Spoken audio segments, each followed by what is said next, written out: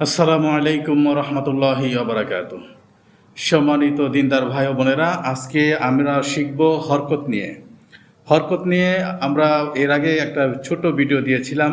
তো আলহামদুলিল্লাহ আজকে আমরা হরকতের বিস্তারিত কিছু আলোচনা করার চেষ্টা করব ইনশাআল্লাহ। হরকত হরকত এক জবর এক জের এক পেশকে বলা হয়। এক জবর এক জবরকে এবং এক জেরকে এবং এক পেশকে হরকত বলা হয়। যেমন আমি এখানে দেখাচ্ছি যে হরকত, যে এই আলিফের উপরে আমি একটা জবর দিলাম, এটাকে বলা হয় জবর। হরফের উপরে সবসময় জবর থাকবে, হরফের উপরে সবসময় জবর থাকবে।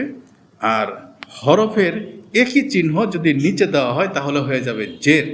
আর এই চিহ্নটার নাম হচ্ছে পেশ। তাহলে জবর এক জের এক পেশকে হরকত বলা হয়। এক জবর এক জের এক পেশকে হরকত বলা হয়। আর হরকতের উচ্চারণ তাড়াতাড়ি করতে হয়। হরকত দেওয়ার ফলে, আমরা বানান করার ফলে যে উচ্চারণটা হবে এই উচ্চারণটা তাড়াতাড়ি করতে হয়। যেমন আমরা এখানে দিলাম হামজা এবং হামজার উপরে দিলাম জবর, তাহলে হামজা জবর আ, এখানে হামজা জবর আ উচ্চারণ হয়েছে। তাহলে এই যে আ উচ্চারণ হইল, যেমন আমি বাংলায় এখানে দেখাচ্ছি, এই যে আ যে উচ্চারণ হইল, এই আ বলে যে আ এরকম টান হবে না, এরকম লম্বা হবে না, হামজা জবর আ। তারপরে এই যে বা দিলাম, বা জবর বা, এরকম সংক্ষেপে উচ্চারণ হবে। তো বন্ধুগণ আসেন আমরা হরকতের উচ্চারণগুলো জেনে নেই এবং ভালো করে মুখস্থ করে নেই। বন্ধুগণ এখানে আরেকটি কথা আমি বলতে চাই, সেটা হচ্ছে যে আমরা যে হরকতের উচ্চারণ করব, অর্থাৎ আজকে জবরের উচ্চারণগুলো করব, জবরের উচ্চারণ করার ক্ষেত্রে কিছু কিছু অক্ষর বাংলায় আকারের সাথে মিলে যায়। যেমন বাংলায় এই যে আকার আছে, বাংলায় আকারের সাথে মিলে। যেমন এই যে এখানে আমি লিখছি যে বা জবর বা, এখানে আমি লিখেছি বা জবর বা, হরফটা কিন্তু বা, কিন্তু আমরা জবর দিলে বা জবর বা থাকে, বা জবর বা হয়ে যায়। তাহলে হামজা জবর আ, এই হামজা জবর আ আর বা জবর বা, তাহলে হামজা জবর আ উচ্চারণ হয়, বা জবর বা উচ্চারণ হয়, তা জবর তা। কিন্তু সা, এই সা জবর কিন্তু সা হবে, সা জবর সা জবর সা, এরকম না, সা জবর সা। এই যে এখানে সা জবর সা, নরম করা হবে। এটা আবার এই যে এরকম না যে এই সয়কার সা দিলাম সা, সাধারণভাবে বলে ফেললাম, আসলে এরকম না। সা উচ্চারণ করতে হলে যে জিহ্বার মাঝখান দিয়ে বাতাস বের হয়ে যায়, সা সা। আমি মাখরাজটা, একদিন আমি মাখরাজ নিয়ে আলোচনা করবো ইনশাল্লাহ। তো সা জবর সা। তারপরে এখানে যেমন এই জিম আছে, আমি একটা জিম লিখি এখানে, যেমন জিম, এই জিম আমি লিখলাম, জিম জবর আবার জিম না, কিন্তু জিম জবর যা।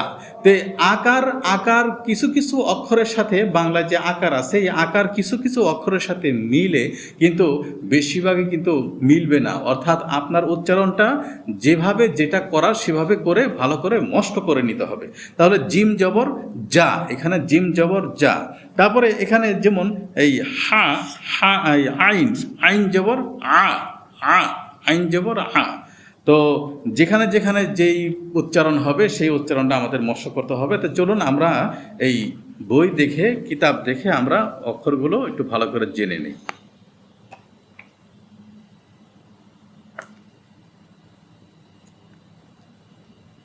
হামজা জবর আ, এখানে আমি বারবার হামজা বলছি, এর মানে হচ্ছে যে আলিফে জবর জের পেশ ও জজম হইলে, জবর জের পেশ ও জজম হইলে, যেমন এখানে দেখেন এই যে আলিফ দিলাম, জবর দিলাম, জের দিলাম, পেশ দিলাম, এবং এটা হচ্ছে জজম।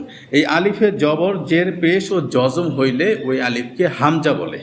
ঠিক আছে, যেমন আমরা আগে হামজা এভাবে চিনেছি, যে হামজা আমরা এভাবে চিনেছি হামজা।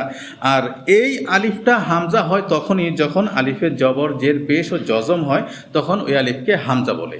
তাহলে এটা আমরা মনে রাখি, ইনশাল্লাহ আমাদের পরের জন্য সহজ হবে। তাহলে হামজা জবর আ, বা জবর বা, তা জবর তা, সা জবর সা, জিম জবর যা, হা জবর হা যেখান থেকে উচ্চারণ হয় সেখান থেকে জবরের উচ্চারণ হবে, হা জবর হা। তাহলে এটা জিম জবর জিম না, জিম জবর যা, জিম জবর যা। হা জবর হা, আর আমি আগেই বলেছি যে হরকতের উচ্চারণটা এটা তাড়াতাড়ি করতে হবে, শর্ট করে করতে হবে। খ জবর খ, খ এটা খা না, খ, খ জবর খ। আমরা তো মাশাআল্লাহ ইনশাআল্লাহ এর আগে এই হরফ আমরা চিনেছি, টুকরা হরফ চিনেছি, মিলানো হরফ চিনেছি, যুক্ত হরফ চিনেছি, মোরাক্কাবগুলো চিনেছি। এখন আমাদের এগুলো কোনো সমস্যা হওয়ার কথা না ইনশাআল্লাহ। দাল জবর দা, দা, দাল জবর দাল না, দাল জবর দা, যেমন দয়াকারে দা, দাল জবর দা, সহজ। জাল জবর জা, জাল, জাল জবর জা। র জবর র, র, বয়স শূন্য র যেটা বসিনার র, র জবর র। জা জবর জা, একটু শক্ত করে, জা জবর জা। সিন জবর সিন না, সিন জবর সা, এটা ছয়কার সা হিসাবেও আপনি ধরতে পারেন, সিন জবর সা। শিন জবর শা, শা, শিন, শিন জবর শা। সদ জবর স, স, সদ জবর স, সদ জবর সদ না, সদ জবর স, স। দদ জবর দ, দ, দদ জবর দ। ত জবর ত, জ জবর জ। আইন জবর আ, আ, আইন জবর আনা, আইন জবর আ, আ, অর্থাৎ হলকের মধ্যখান থেকে আইন উচ্চারণ হয়, এখান থেকে জবরের উচ্চারণটা করতে হবে। আইন জবর আ। গইন জবর গ, গইন জবর গা না, গইন জবর গ। অনেকে আমরা গা বলি, আসলে আগে আমরা অনেক কিছুই পড়েছি যেটা এখন নুরানি পদ্ধতিতে সেগুলোকে আসলে ধরা হয় না। তো গইন জবর গ। ফা জবর ফা, কফ জবর ক, ক, ক, কফ জবর ক। কাফ জবর কা, লাম জবর লা, মিম জবর মা, নুন জবর না, ওয়াও জবর ওয়া, হা জবর হা, হামজা জবর আ, ইয়া জবর ইয়া, ইয়া জবর ইয়া। তো বন্ধুগণ, এই যে উচ্চারণগুলো পড়লাম, এই উচ্চারণগুলো কিন্তু আমাদের মনে রাখতে হবে। যদি উচ্চারণ মন না রাখি তাহলে শব্দ মিলাতে আমাদের কিন্তু সমস্যা হয়ে যাবে।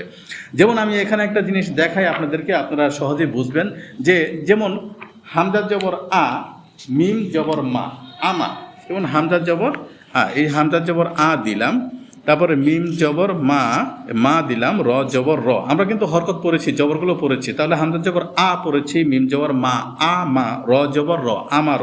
ঠিক এমনিভাবে কাফ জবর কা, কাফ জবর কা, তা জবর তা, কাতা, বা জবর বা, তাহলে কি হয়ে গেল? কাতা বা। তাহলে কাফ জবর কা হয়, তা জবর তা, তাহলে কা তা, বা জবর বা, কাতা বা। তারপরে হা জবর হা, হা জবর হা, শিন জবর সা, হাসা, র জবর র, হাসা র। তো বন্ধুগণ, এই যে আমি বানানগুলো করলাম এগুলো কিন্তু জবরের উচ্চারণ। যদি আপনার উচ্চারণ জবর দেওয়ার ফলে যে উচ্চারণটা হবে, এই উচ্চারণ যদি আমাদের মস্ক কম হয় তাহলে বেশি করে মস্ক করতে হবে, কারণ এই শব্দের উচ্চারণ দিয়েই আমাদের এই শব্দগুলো মিলাতে হবে। হা, সা, র, আ, মা, র, কা, তা, বা, কাতাবা।